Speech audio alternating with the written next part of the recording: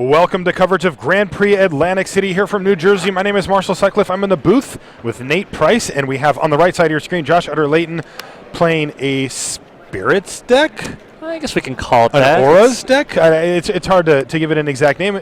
Playing against Jonathan Sukenik there. You could get a chance to look at Jonathan. He's playing mono red, and he has a turn 2 Ash Zealot after Josh Utter-Layton led with a turn 1 Avacyn's Pilgrim. Does he have the turn 2 Geist? We were talking about that earlier. It's one of the great ways that Josh's deck can actually just race a mono red deck is by producing a turn 2 Geist of St. Traft and on turn 3 dumping a few enchantments and just creating a 2-turn clock.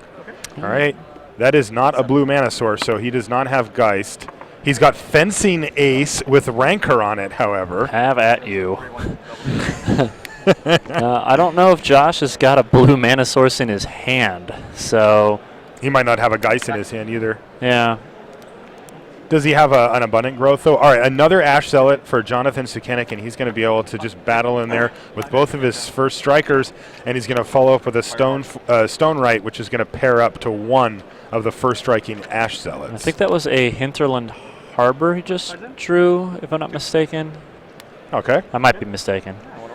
But we're going to see how big a chunk Utter-Layton can take out of Sukenik's life total here.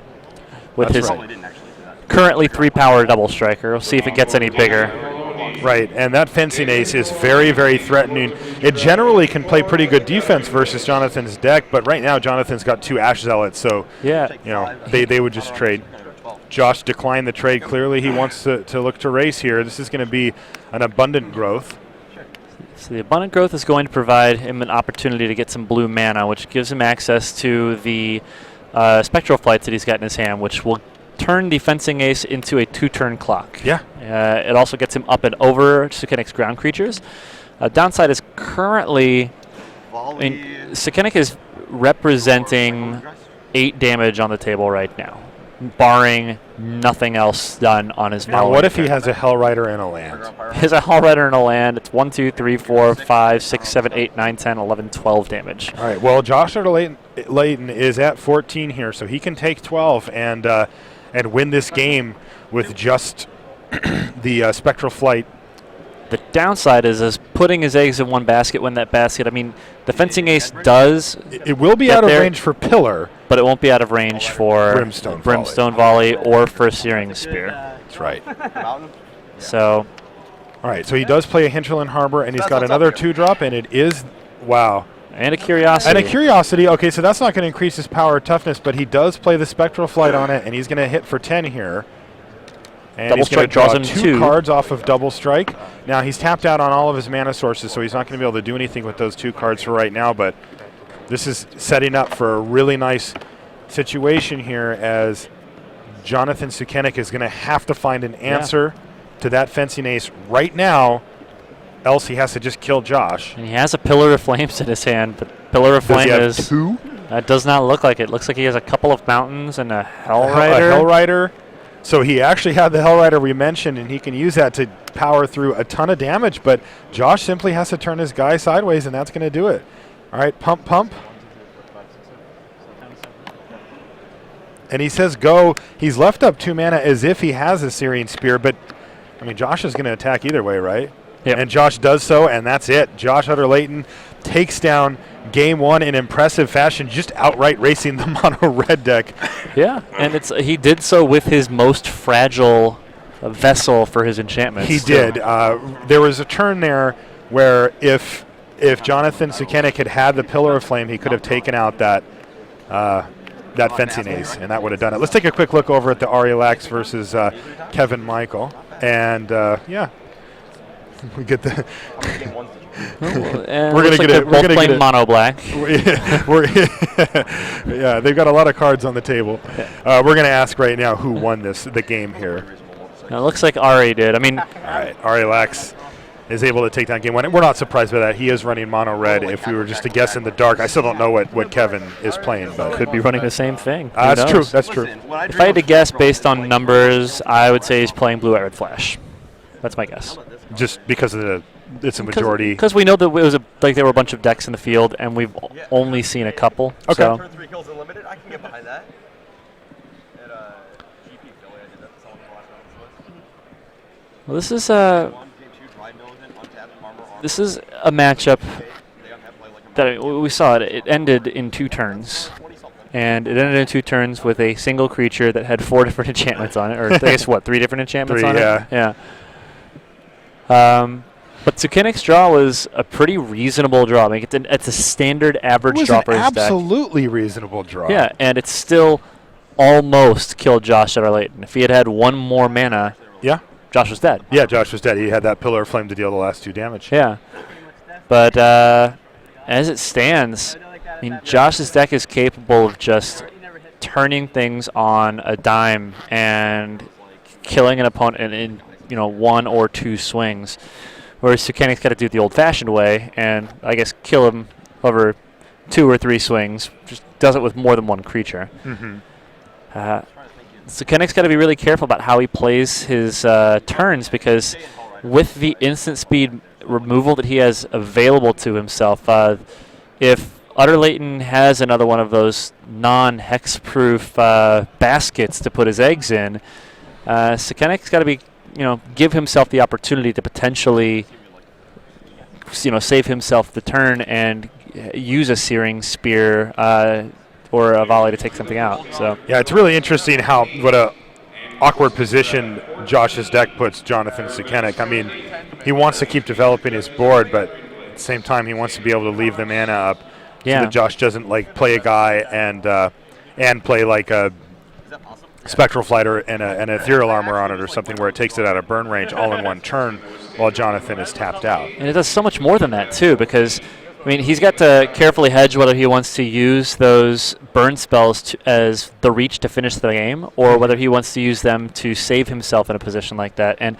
if you're choosing to lay off the gas so that you can defend yourself with your burn spells, I mean, Josh can use his hexproof guys to, hold the torches, and if he does that, and you get an Ethereal Armor onto one of those guys, now, Jonathan's offense disappears for a turn too. It's a complete tempo swing. That's because right.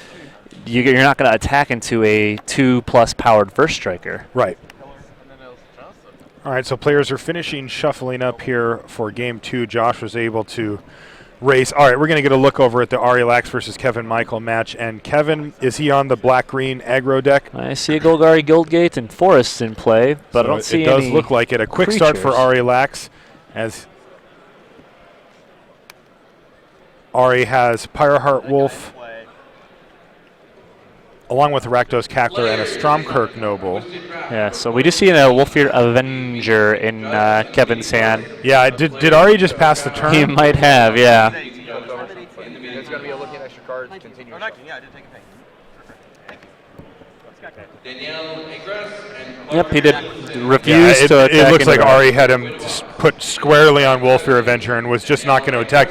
He has a Pyreheart Wolf. He certainly wants to wait a turn to play around things like that.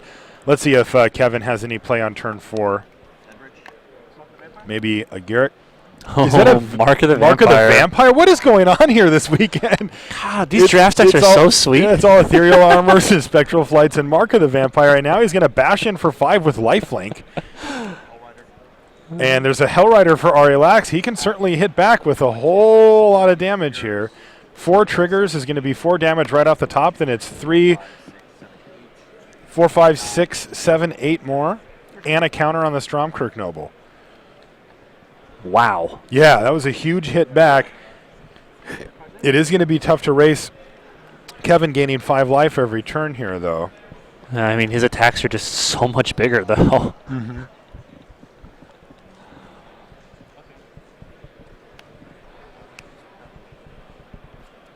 Yeah, it's a 5-point life gain, but a 13-point swing.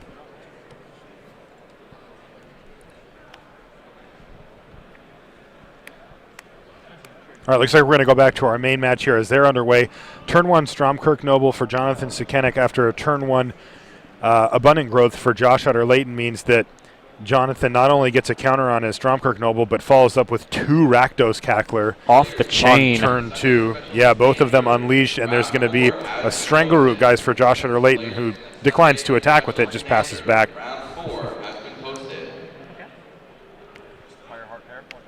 Josh is going to trade off the Stringer Root Geist for the Stromkirk Noble. That's going to get an Undying trigger, but he is going to take 4 damage in the process. And Jonathan's going to pass the turn back. So Josh has 2 mana sources currently. I see he's got multiple Feelings of Dread in his hand. It should inspire those in Jonathan if he knew better. Jonathan passed his turn. I thought I saw Brimstone Volley in his hand. Might be waiting for an opportunity to pounce on that. Now that Utter Leighton has given him an opportunity and a target that he can actually hit. Oh, my. All right, Geist of St. Traft on turn 3 for Josh Utter Leighton means he can start providing a clock. Is this a Hell Rider? It is indeed. 3 triggers is going to knock Josh down to 10. Now he's going to go to blocks. Pretty sure that Geist is going to put that Geist in front of the Hell Rider. And he is just going to take the 4 damage from the other 2 creatures, both Rakdos Cacklers. It's going to drop Josh all the way down to 6 here, so he's under a ton of pressure. Yeah, it's well within burn range. So absolutely, a fantastic draw for Jonathan Sukenik so far.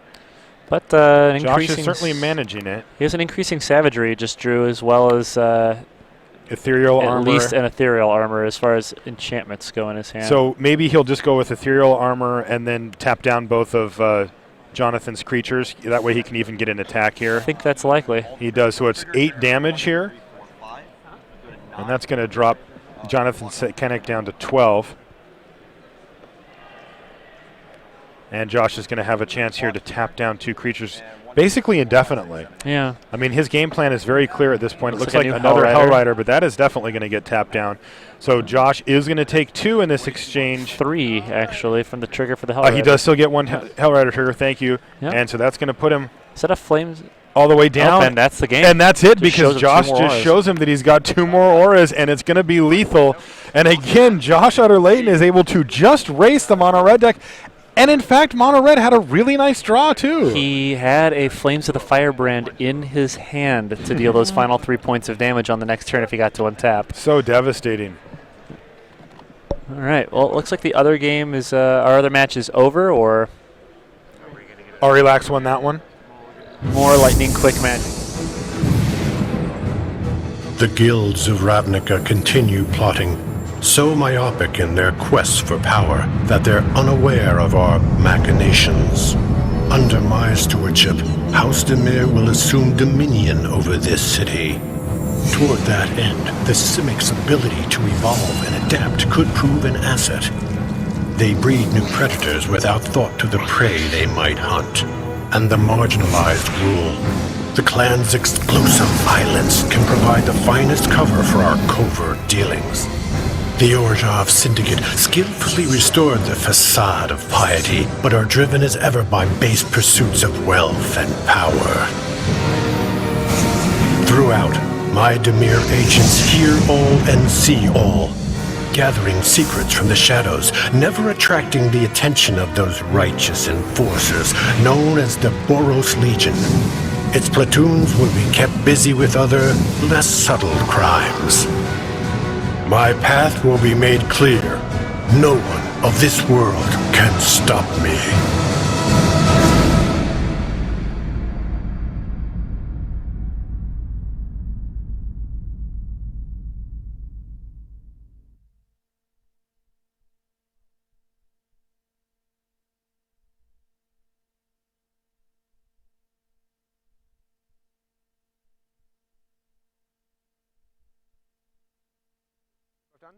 They're both done. All right, welcome back to coverage here from Grand Prix Atlantic City. I'm Marshall Sutcliffe, and I am joined in the booth. Hey, is this us on the screen? By a bunch of soldiers. There we go.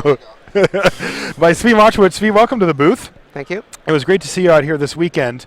And why don't you talk to us a little bit about how your weekend went overall? You had certainly a nice run there. I thought I was in. I loved my deck. So I started out, I wanted to play control decks. I played with a lot of different bizarre sets of creatures, trying to figure out how to beat Reed style, like control decks and other things that just like bunches of great cards that just, the problem being you have to play all these defensive cards to deal with zombies.